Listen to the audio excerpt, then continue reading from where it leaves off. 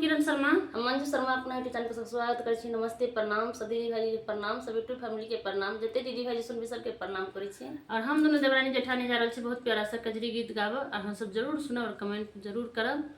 सबके कमेंट के हम सब इंतजार करब। देखियो कते कष्ट करके देखियो दीदी के कते मुँह में घाव भ गेल छै, पूरा गर्मी से घा निकल गेल छै, फिर भी हम सब वीडियो बनाना नहीं छोड़ी छी। अहाँ सब जरूर अपन अपन प्यार आशीर्वाद देबै आ जल्दी जल्दी भगवान से दुआ करो कि दीदी के मुँह में के पूरा गर्मी घा हट जाए। देखियो कते परेशान भ गेल छै घा से, लेकिन फिर भी नहीं ठीक भ रहल छै।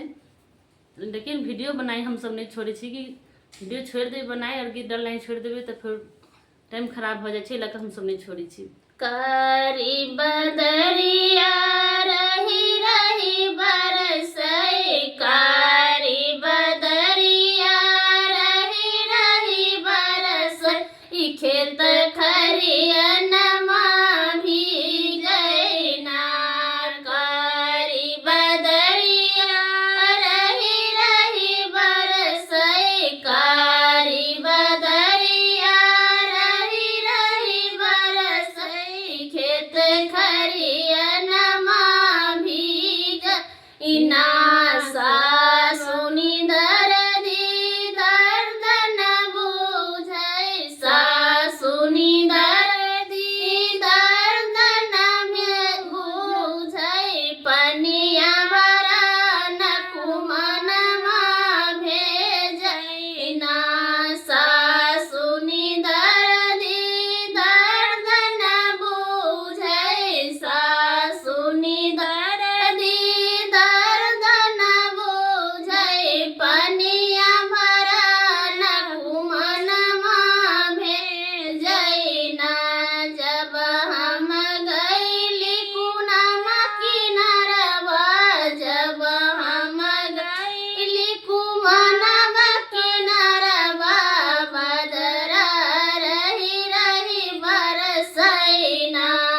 जब हम गइली कुमनमा किनारवा, जब हम गइली कुमनमा किनारवा, बदरा रही रही बरसै ना।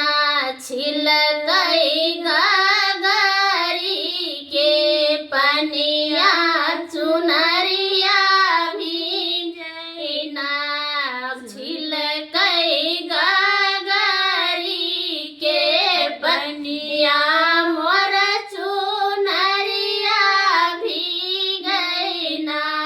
कारी बदरिया रही रही बरसै, कारी बदरिया रही रही बरसै, खेत खरियनमा हरियर भइल ना।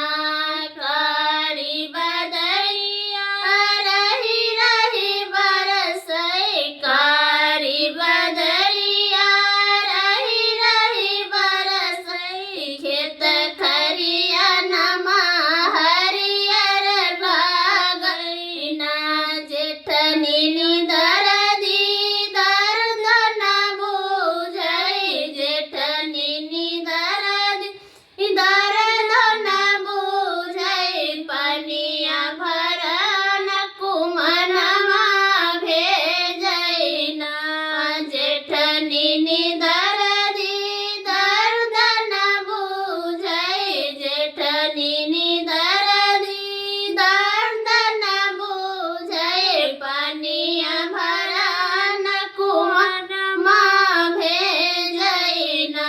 जब हम गइली कुमनमा किनारवा, जब हम गइली कुमनमा किनारवा, बदरा रही रही बरसै ना। बदरा रही रही बरसै ना। छिलकै गगरी के पनिया मोर चुनरिया भीजै ना। छिलकै